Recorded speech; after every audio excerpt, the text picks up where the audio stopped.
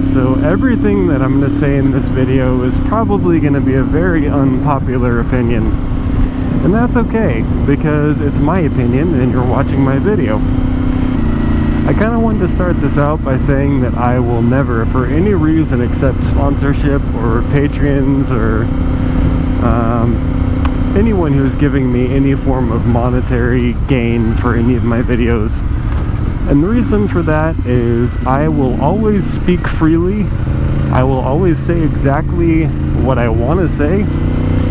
And I will always express exactly how I feel about something if I feel that way. I always review it in a way that is completely honest, just simply for the fact that I own it. I have paid my own money for it. It's mine. And I paid the right to say it. And what do I have to say for the 2017 R1? It's a waste of money. I paid $17,000 in cash to be able to say that. Do I dislike this bike? Not at all. I love this bike. Another caveat to pretty much everything I'm going to be saying is for me.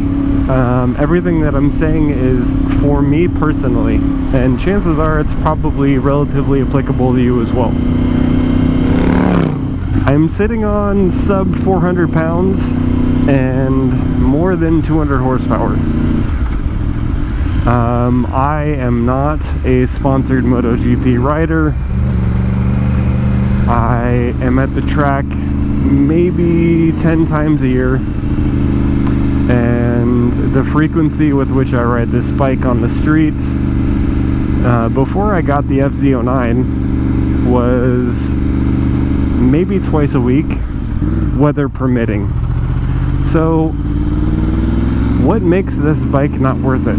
Well, after riding my wife's R6, after riding the FZ09, you come to a quick realization that you do not need that much power on the street. This bike has way more power than I will ever actually feasibly use. The R6 and the FZ09 are both 100 and change. I'm not sure the actual numbers. I think it's like 116 for the FZ. I'm probably way off, but I know it's not more than 120. This bike has such an ample amount of insane freaking power that I don't feel like I'm utilizing more than maybe a tenth of it ever. Now on the R6, going around any of these corners, I would be able to just smash the throttle open and not worry too much about it and just kind of, you know, do my thing and have fun. On this bike, they would kill me. Simply put, I would die. It's a lot of power, yes. It's a lot of fun, also yes. Huge yes.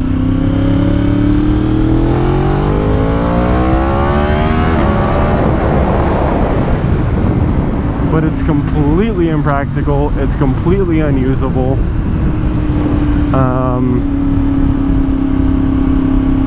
I'm deaf now. It's too much. There's no reason to have this much power on the street. If you're planning on street riding, you know, spend 13 on a brand new R6. Spend sub $10,000 before tax and licensing on an FZ09 or an MT10 even. This bike and this much power is just, it's wasteful. You know, commuting, it's fun. You never have a lack of power. You never have a lack of being able to pass somebody. But you could do that on, you know, a Ninja 250. Well, probably not actually, but I can't think of a single car that could keep up with this thing. I can think of other bikes that would beat it, but I can't think of a single car that would beat this. So why? You know, you have all of this insane amount of power at your fingertips on a much heavier bike.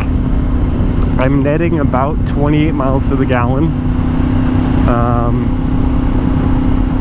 You know, so I'm killing myself in fuel economy.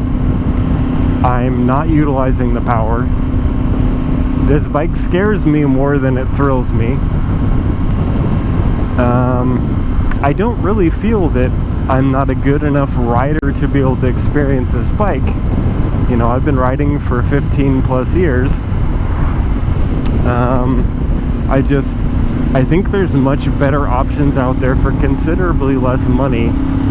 And unless your goal is to go, you know, 190, 200 miles an hour, the R1 really isn't where you need to be spending your money.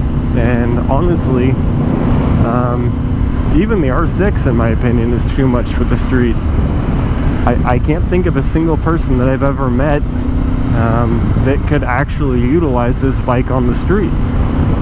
You know, if this was whatever the designation for the track/professional version of the bike is, you know, for professional racing, sure. Even then, I would probably opt to go with a 600cc version anyways. 1000 cc's is just too much on the newer bikes. I don't feel like I'm riding this bike so much as I'm just kind of hanging on and hoping. It doesn't feel like I'm in as much control as I should be. I think if anyone was to say that, you know, they could ride this bike to its ability, they'd be lying to you. So this bike and its IMU and all of its traction control and anti-wheelie stuff and anti-slide, which is something that freaks me out. It's all incredible, just amazing software and integration into the mechanics of the bike. Do I need that? Hell no. If I'm going around a corner and I'm leaned out and I see something that's going to make my rear tires slip, okay? On the street, I want that rear tire to slip if I'm expecting it. If you have a bike that changes that for you or corrects that, it's gonna stand you up.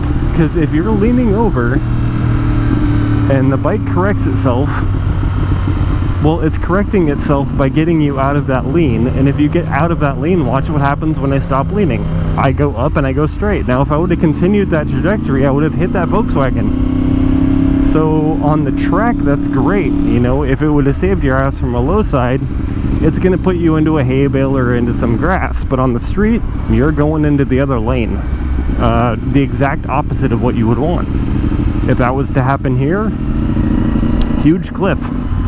Huge cliff. I don't know if you guys can see the town down below me, but yeah, it's down there. So, okay, well, you know, you're going to complain about it, turn it off. You can't. Sorry, you can't. You can turn it down, but you can't turn it off. Same with the ABS. You can't turn that off either. You know, I'm used to the tactile feedback of, you know, a bike telling me, hey, you fucked up, and you reap the consequences and you fix it or you go down. Having all of this electronic crap on my bike makes it harder to ride. Well, makes it easier to ride, but at the same time you have that lingering fear of, okay, well, am I getting used to the bike or am I getting used to the bike correcting itself for me? And then once you have that mental thought, you have the hindrance of, okay, well, what happens if one of these electronic components fail? Electronics fail a hell of a lot quicker than mechanical components fail, so, you know, let's say that there's a glitch in the system somewhere, and for some reason I'm leaned over and the bike thinks that my rear tire's slipping when it's not, or, you know, overcorrects too much and it sends me into the other lane, or I can just think of a myriad of different scenarios where, you know, it would be more dangerous than it's worth. You know, ABS in the rain, great. I'll take it. Any chance that I can have where I'm going to save myself from washing out the front end of my bike in the rain, great. You know, on the FZ09, something that's a commuter bike, that's awesome. I am not going to ever be able to take advantage of the electronic components of this bike, where it's actually beneficial to spend the money on having all of that stuff detecting all this crap for me. It's just not going to happen. Now, on top of that, let's talk about the thing that my right hand's on. Not the brake, the throttle. Let me shift so I can stop screaming. So this is a drive-by-wire, or fly-by-wire as it would be, throttle.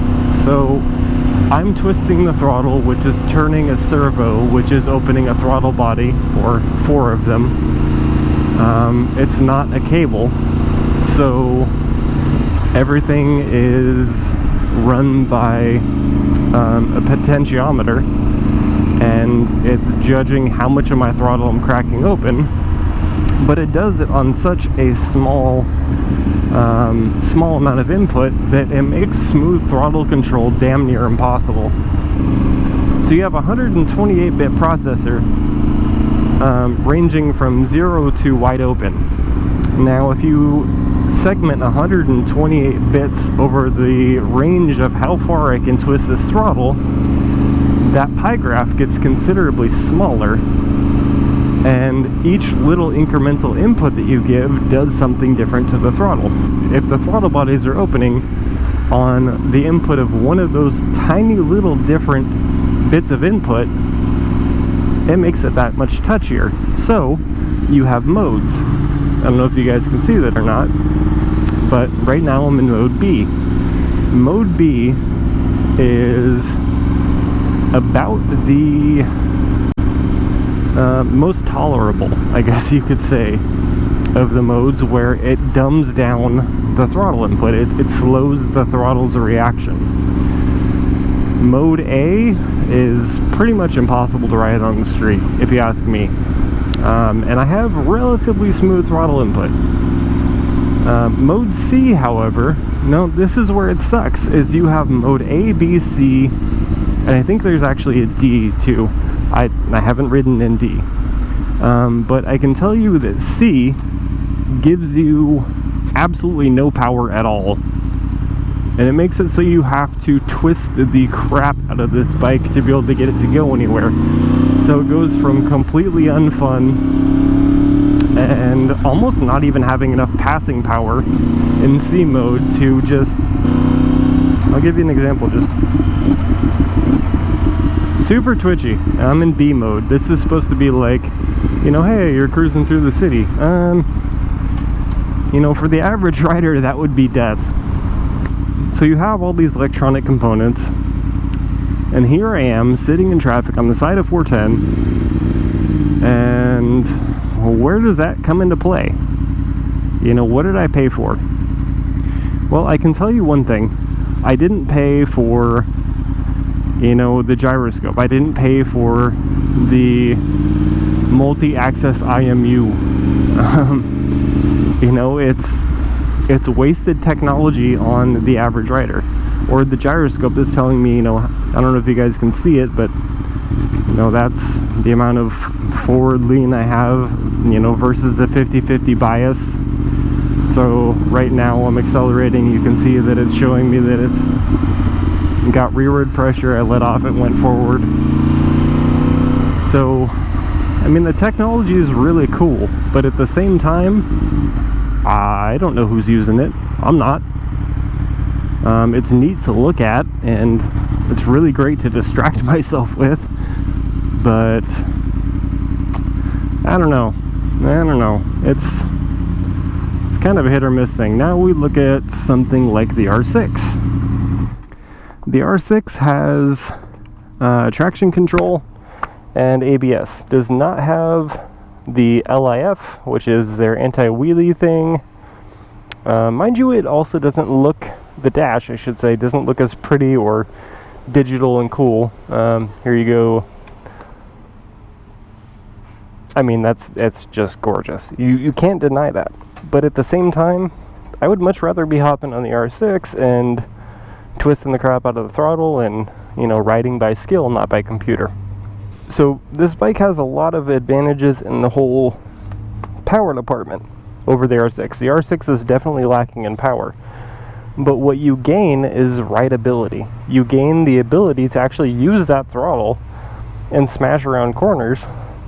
On the R1, you have a lot of really, really awesome highway speed, passing speed, wheelie torque, but do I need that? No, I personally do not.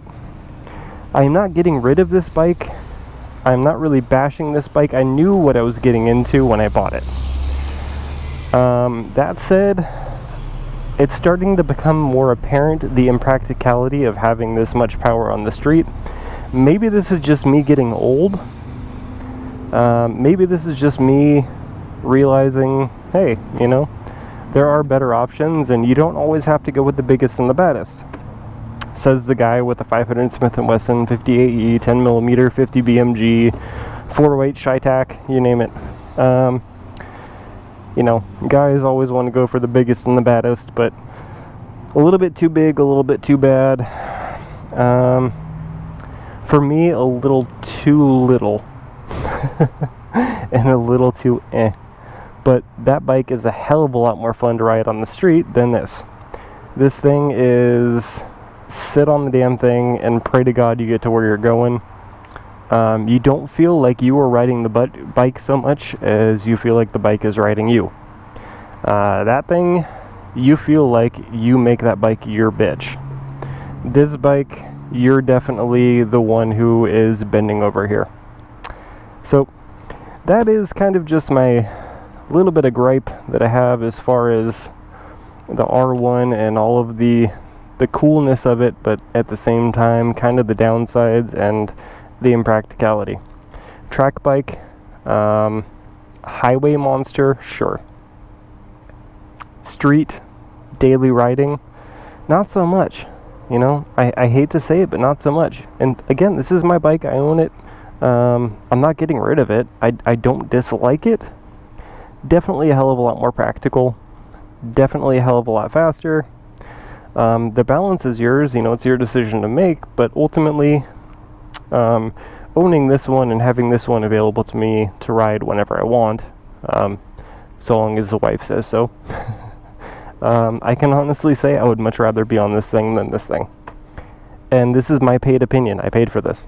I own that right. So you guys can hate this video all you want, but the truth is, I really wish we had two R6s. Wah wah. Sorry. So let me be clear. I do feel like you're getting a lot for your money with $17,000. You are gaining a lot in performance. Both motor, electronics, and all of the gyro Hoozamadikis, versus like $13,000-$14,000 for the R6, where you have a pretty basic analog, just, it is what it is, analog and digital dash. But in my opinion, with the R6, you get everything that you need. With this, you get a whole lot more than you need. Your money would be much better spent, in my opinion, on that bike and a lot of gear, or that bike and a few sets of tires, or that bike and a trip to the California Superbike School. Highly recommended. I sincerely hope not, but if something was to happen, it would probably happen on this thing. So I just love seeing that display. Alright guys, so I got the R6 covered, I got the R1 covered, I got the FZ09 covered, and I got the Ruckuses covered. That's going to conclude my reviews of bikes until I get another one.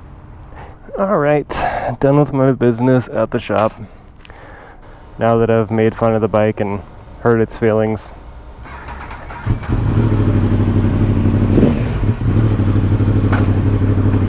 take a ride home. I'll take you guys along for the way. Ugh. Spit it out, Sean. Shit.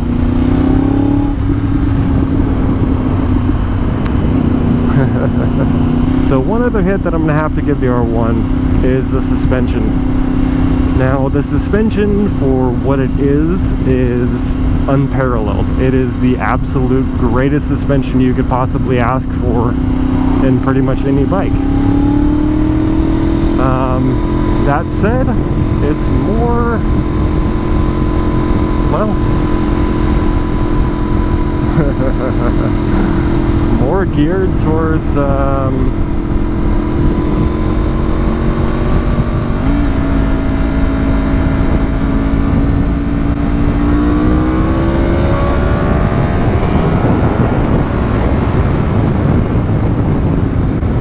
that. Dickheads rolling coal at you. So it's not a plush suspension, it's not comfortable to ride on the street, but it's incredibly responsive where it needs to be. Alright, so credit where credit's due. Obviously the R1 has tons of power, has tons of technology. It's really only lacking in its rideability in the street, which for me is what matters. Obviously for those who are buying the R1 for a track, it's incredible. One more time to reiterate, I do not regret buying this bike at all. It makes me incredibly happy. Lots of pride in ownership. You know, most guys, you don't see most guys rocking the newer R1s, especially the Raven. You know, of the other R1s that I've seen, they've all been the S, which is still a great bike and actually probably what I should have went with in the first place. The S is definitely geared more towards the street. It's like the, I don't know, it's like the R1 Lite or the Diet R1. So this is definitely much more a track-oriented bike, and for that it's great. For me, not so much. I'm going to keep riding it and I'm going to keep enjoying it to the best of my ability, but there's definitely places where other bikes can fill the role a lot better. So the 2017 YZF-R1, is it worth it? Are you Valentino Rossi? See ya.